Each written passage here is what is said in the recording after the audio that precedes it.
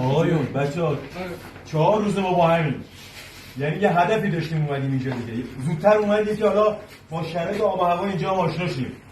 الانم صحبتایی هم که با هم کردیم تقریبا دیشب پریشب که با هم صحبت تو ذهنتون بمونه.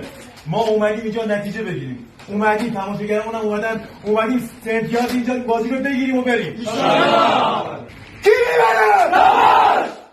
کی میبره؟